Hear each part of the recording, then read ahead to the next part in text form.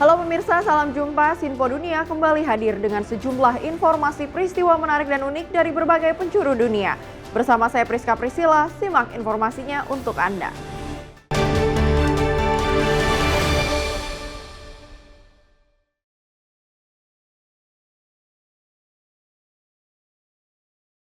Wacana menghilangkan koin 1 sen alias penny menuai pro dan kontra. Banyak proposal telah dilontarkan mengingat harga produksi uang logam 1 sen ini sangat melebihi nilai nominalnya sebagai pecahan terkecil dolar Amerika Serikat.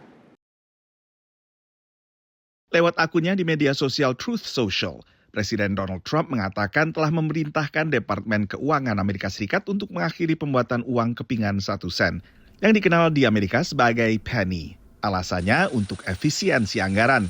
The cost of producing the penny itself is about 3.9 cents or just about 4 cents, which means that for every penny that the United States government prints, we're actually losing money. So it's a net cost to the federal government. This is what President Trump wants to eliminate. He wants to implement cost savings to the government by eliminating the penny from circulation. Akibat inflasi, nilai 1 sen menjadi semakin tak bermakna. Selain itu, pola belanja warga terus bergeser. We rely less and less on cash as now we're moving to a cashless society. People use credit cards or debit cards and so on. So the penny is actually not being used as much because we moved away from cash. So it doesn't make as much sense to keep the penny around if it's not really serving a function. Proposal mengakhiri pembuatan uang logam 1 sen menuai beragam respons. Ada yang setuju karena jarang menggunakan pecahan 1 sen, ada juga yang keberatan. It's not necessary we need a change for work. Quarters and pennies, everything. Since there are taxes we have to include, most of the price usually winds up with let's say 106 or 107, and then we have to deal with the pennies. Ada kekhawatiran penghilangan uang pecahan 1 sen bisa memperparah inflasi. There's many prices that are listed out there that are $1.99 or end with 99 cents. These prices will now be rounded up to the nearest dollar, which means that most customers will end up paying 1 penny more than they were before, which in effect raises prices for consumers. Prices are hardly ever rounded down. Pengamat juga mencermati bakal ada dampak lain. Another interesting cost is that this increases the demand for the nickel, and the nickel actually costs a lot more to produce than the penny. It's almost 14 cents per nickel produced. So as we increase our reliance on nickels, because they're going to be the smallest unit, it actually is going to increase costs for the government. So it's really not clear how much cost savings the government will realize by eliminating the penny. Koin 1 sen di Amerika Serikat dibuat dari bahan seng dicampur dengan tembaga dan sempat ada wacana untuk mengganti bahan bakunya agar bisa lebih ekonomis. Tapi wacana ini belum ada tindak lanjutnya. Sementara itu Amerika Serikat bisa belajar dari pengalaman negara-negara lain yang telah lebih dulu menghilangkan uang pecahan 1 sennya, termasuk Australia, Kanada, dan juga Selandia Baru. Dari Washington DC, saya Nova Purwadi dan tim VOA. Para petugas Bea Cukai dan Perlindungan Perbatasan Amerika Serikat bertanggung jawab untuk memeriksa barang-barang yang keluar dari negara ini. Salah satu tugas mereka adalah mencegah pengiriman mobil curian ke Afrika yang banyak dilakukan melalui pelabuhan Baltimore di negara bagian Maryland. Lembaga Bea Cukai dan Perlindungan Perbatasan Amerika CBP punya tugas sulit, yakni mencoba mencegat semua mobil curian yang keluar dari negara ini. Di pelabuhan Baltimore, petugas menemukan ratusan mobil curian setiap tahun, sebagian besar menuju ke wilayah tertentu di dunia, menurut Adam Rothman dari CBP. I'd say 90 to 95% of every one of our stolen automobiles is headed to West Africa. Pencurian mobil adalah masalah yang terus meningkat di seluruh Amerika, menurut guru besar kriminologi dari Universitas Miami, Alex Piqueiro. There are people who are stealing cars and car parts to sell them very quickly in the local markets. And then there are people literally stealing cars and literally putting them on containers and selling them, shipping them all over the world, not just to Africa, but also to the Middle East and to Asia. CBP menggunakan mesin sinar X raksasa untuk memindai kontainer dan menentukan apakah kontainer itu mencurigakan dan harus dibuka. Manifest kontainer ini tidak mencantumkan kendaraan apapun, menurut Direktur CBP di Pelabuhan Baltimore, Adam Rothman. It's supposed to be only household goods in there. In this example, there's at least 3, probably 4 cars in that container. This container we just opened today, the vehicle on the top here, that Honda, we've already verified through the VIN number that car is stolen. There is 2 more in the back. Menurut penegak hukum, para penjahat sering menyewa mobil untuk jangka 30 hari, lalu membawanya langsung ke dalam kontainer dan menempelkan VIN, yakni nomor identifikasi kendaraan yang palsu di atas yang asli. Mobil ini tidak akan dilaporkan sebagai mobil curian selama 1 bulan. Dan pada saat itu, mobil mungkin sudah berada di atas kapal di laut lepas. Adam berharap bisa mencegat mobil-mobil itu sebelum berangkat. We noticed that the check digit on the VIN doesn't match what's supposed to be on a Ford truck. Pihak berwenang di beberapa negara di Afrika kini bekerja sama dengan Interpol untuk mencoba menyita kendaraan curian yang berhasil lolos dari pemeriksaan di pelabuhan Amerika. Namun kerjasama itu tidak konsisten menurut Profesor Piquero. Some governments will play nicer and other governments won't. You can't search every container. That's why the security at the port is so critically important. Dengan banyaknya pembeli yang mencari diskon dalam membeli mobil bekas dan seringkali tanpa bertanya asal-usul kendaraan, maka kemungkinan besar tidak akan terjadi perlambatan dalam peredaran global kendaraan curian. Dari Washington DC, saya Helmi Yohanes dan tim VOA. Kita beralih ke informasi selanjutnya pemirsa. Di tengah tekanan dari Amerika Serikat berupa tarif tinggi atas produk-produknya, pemerintah Tiongkok tetap optimis dengan target-target bagi perekonomiannya. Sejauh mana optimisme ini hanya untuk konsumsi domestik? Sebesar apa dampak tarif dari pemerintah Amerika Serikat? Berikut informasinya untuk Anda. Pertemuan tahunan Parlemen Tiongkok diselenggarakan dengan penuh optimisme di tengah berbagai persoalan di negara dengan perekonomian terbesar kedua di dunia tersebut. Tiongkok tetap memproyeksikan pertumbuhan ekonomi sebesar 5% setahun ke depan.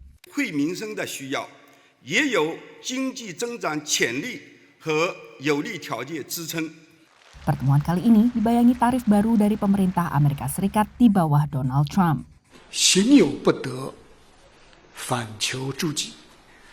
美国应该复盘一下，你们从这些年的关税战、贸易战中得到了什么？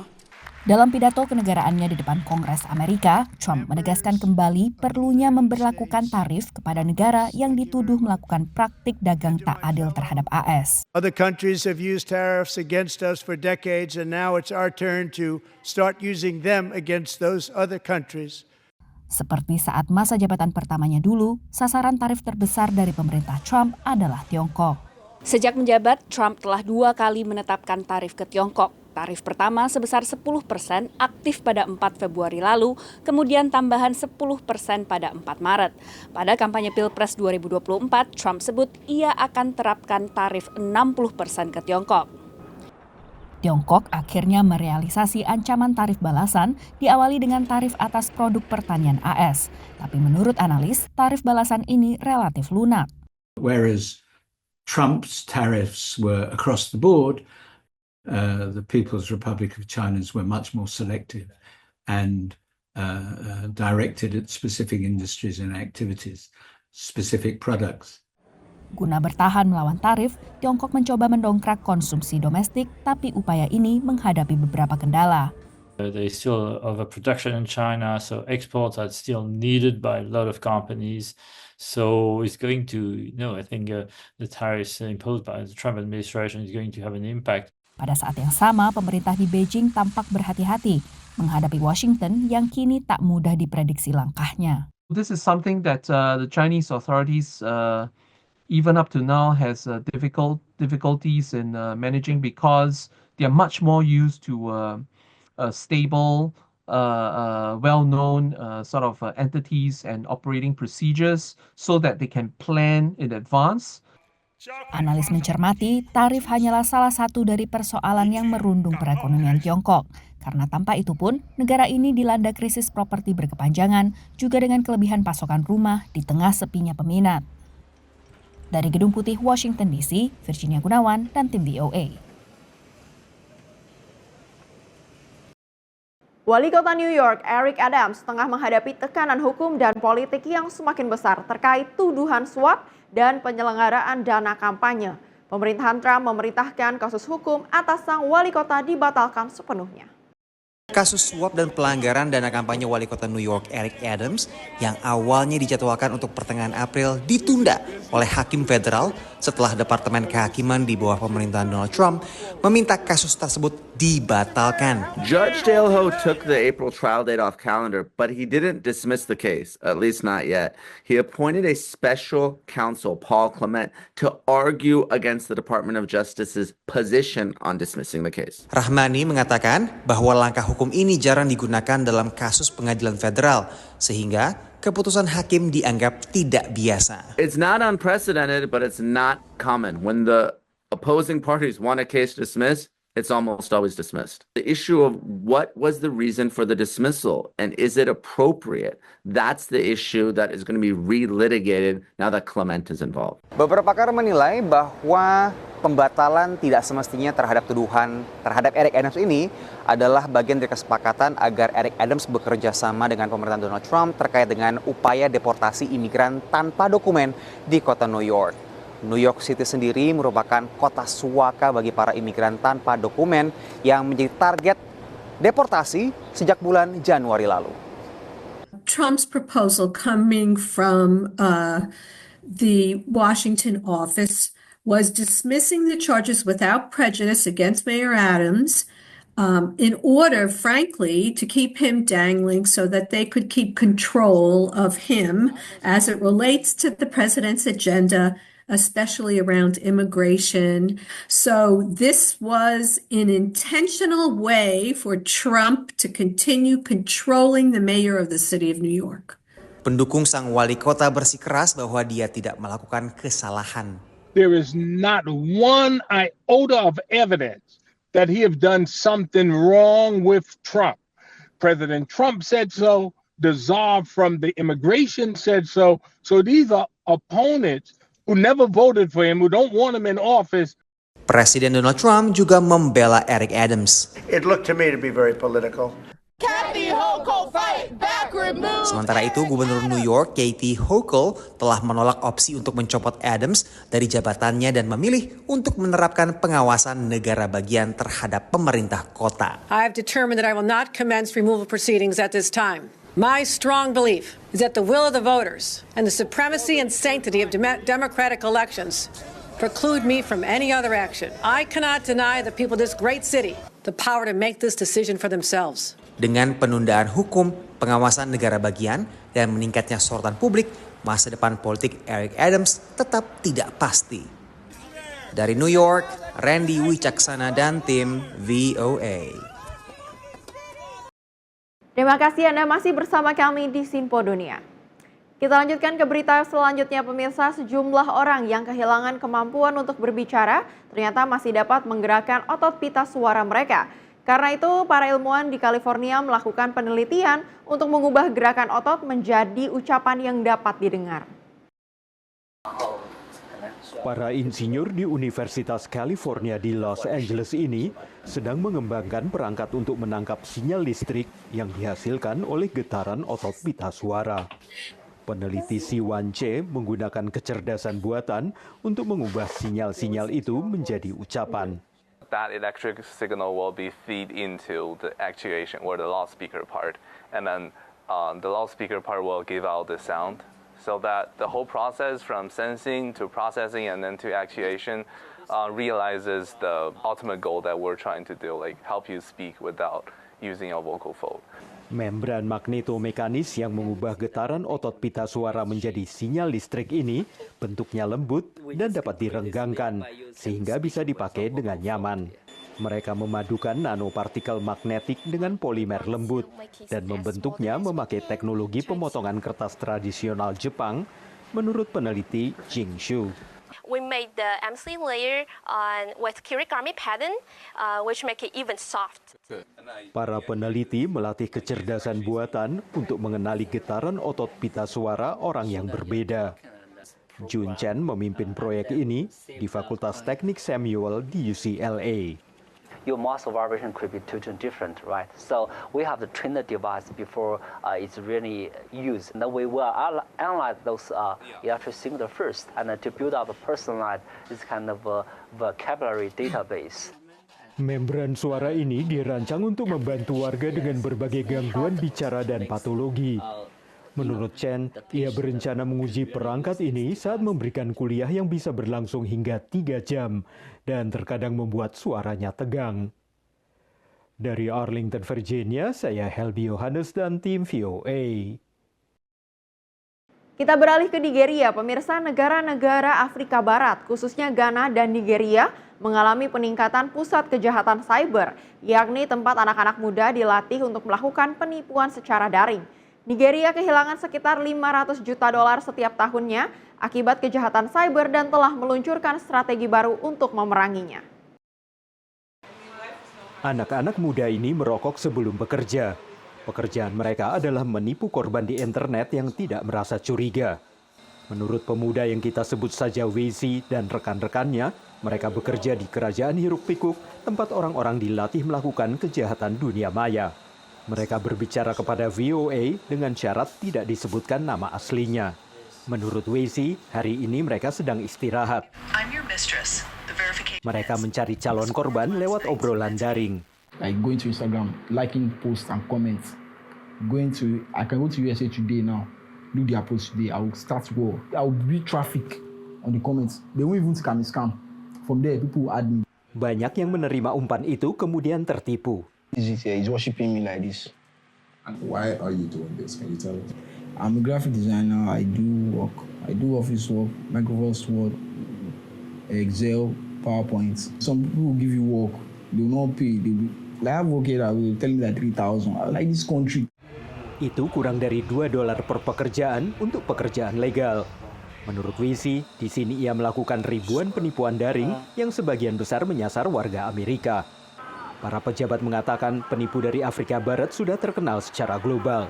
Menurut Komisi Kejahatan Ekonomi dan Keuangan Nigeria, negara ini kehilangan sekitar $500 juta per tahun akibat kejahatan siber, termasuk penipuan online, phishing, pencurian identitas, dan serangan terhadap lembaga keuangan.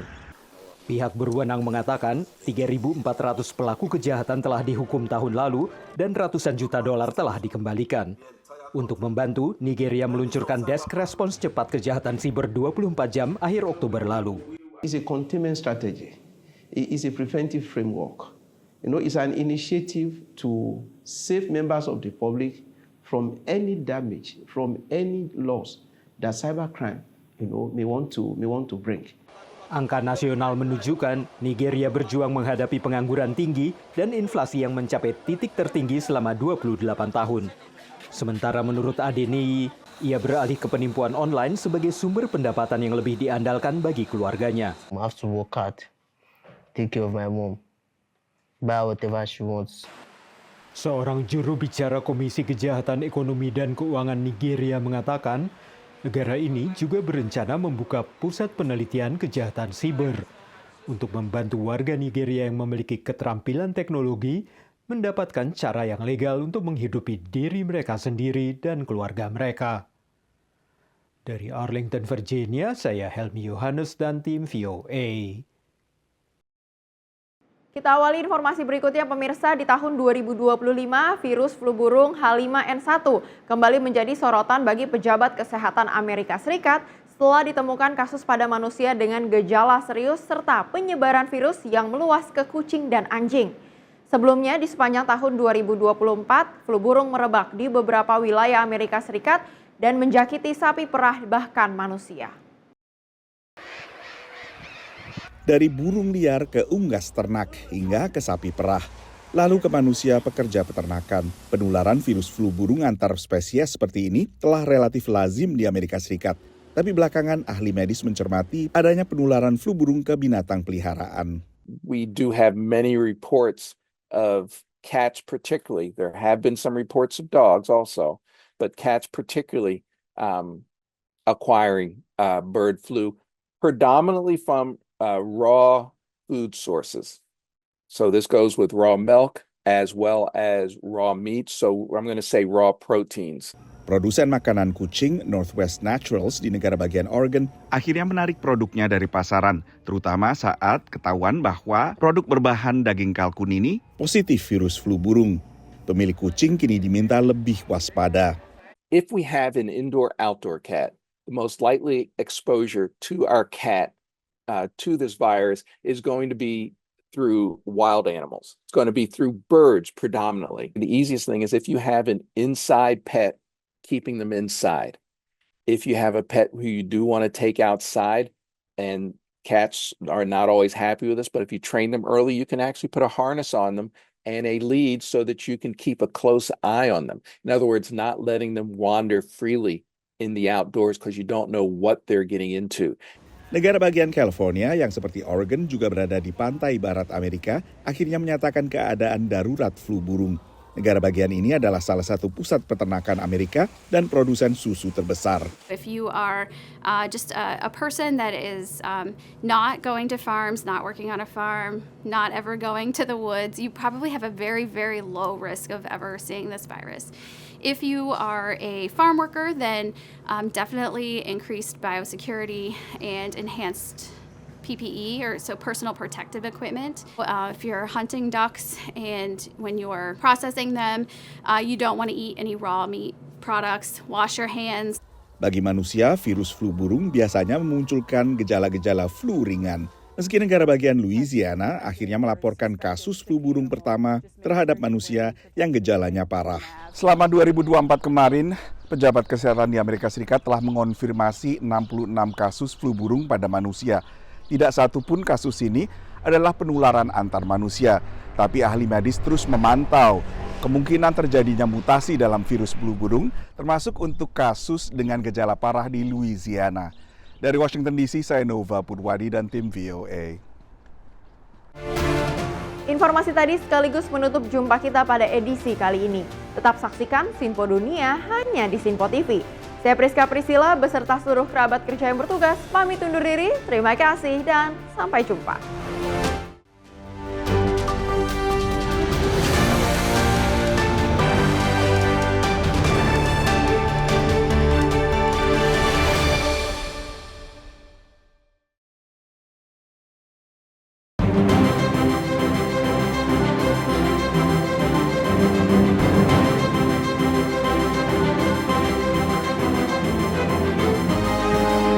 Simple TV, News, Sport, Entertainment.